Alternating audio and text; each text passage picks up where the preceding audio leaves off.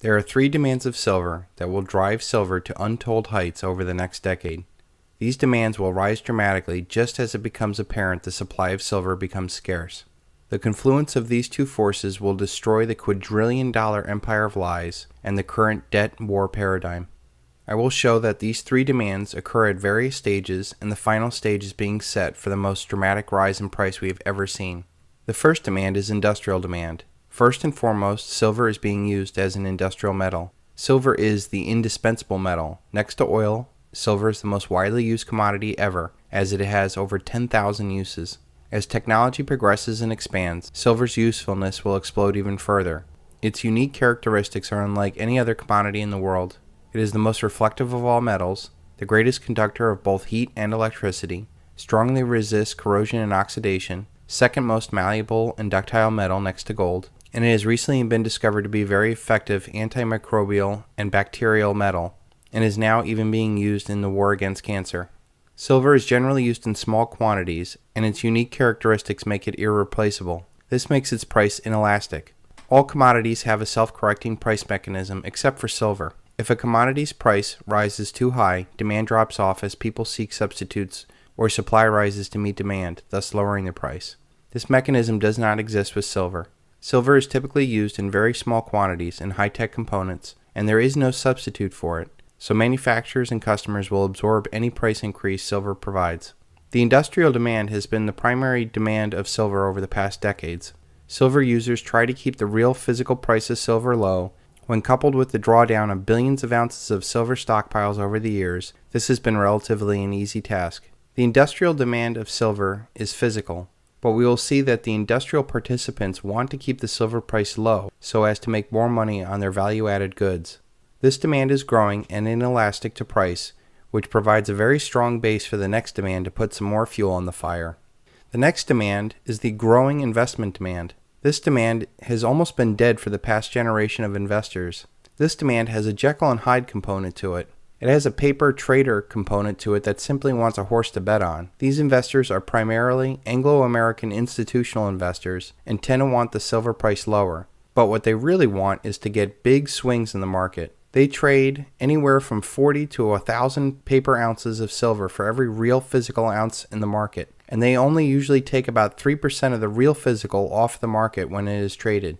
This institutional demand is still in its early stages and seems content in the paper chase of the trader market. This institutional demand is set to grow not only in acceptance, but in worldwide audience and finally in physical metal. Institutions seem to follow the leader, and when it becomes apparent that silver is up 20% a year while the stock market is flat, it won't take long for these sharks to smell blood in the water, and they'll want more exposure to silver and other commodities. At first they'll play the paper market, but soon they will want the real thing. Foreign institutional investment demand is quite different than our institutional investment demand. They don't seem interested in playing the paper chase, and they want real physical silver. They seem intent on dumping dollars for real assets. The opening of the Hong Kong Mercantile Exchange is a good example of this. During the last bull run of silver in the 80s, only Western nations participated in that market. Since then, there is 10 to 20 times more capital in the world. There are 50% more people living in the world today, and now all of the world can participate in this silver bull run. China, India, and Russia are leading the charge to buy more and more precious metals. There are a lot of potentially useless dollars floating around the world, and they want real tangible assets in return. This type of foreign institutional investment demand wants higher prices and has the potential for backing the final demand, which will catapult silver into the stratosphere. The final investment demand is private investors. These investors typically want physical and only dabble in the paper trader market. These investors buy and hold, and they differentiate themselves from the other demands that specifically want a higher price for their investment. They plan on dumping their toxic paper assets and getting real physical assets outside of the paper chase. These investors are like ants, constantly taking food off the table and storing it for a rainy day. This demand is joining the industrial demand and taking real physical metal off of the market. But unlike the industrial users, the investment demand of private investors strictly want higher prices. The final and completely absent demand in this world is monetary demand. Silver has absolutely no monetary demand in the world. It is used in things and invested for protection against inflation, but nowhere in the world can you just buy things with it. I believe that with the mathematically inevitable collapse of the worldwide currencies, this new monetary demand will push silver through the sky. Some countries or local communities will monetize silver, and as history has shown, money goes to where it's most appreciated.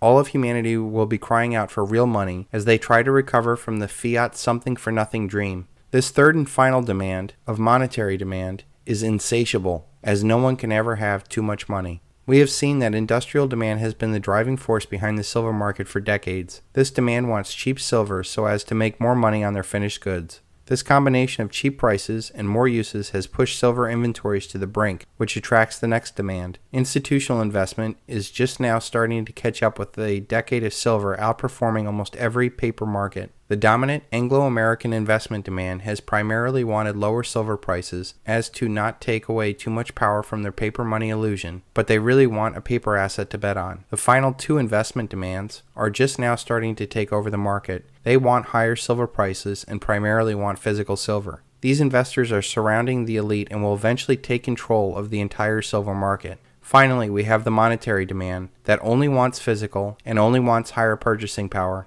The foreign institutional investors and the individual investors will be more than happy to take their physical silver and spend it wherever monetary demand is most appreciated.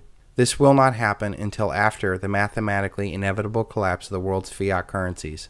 Until then, it has been a great investment, and based off of what we've seen here, the final monetary demand will push silver much, much higher.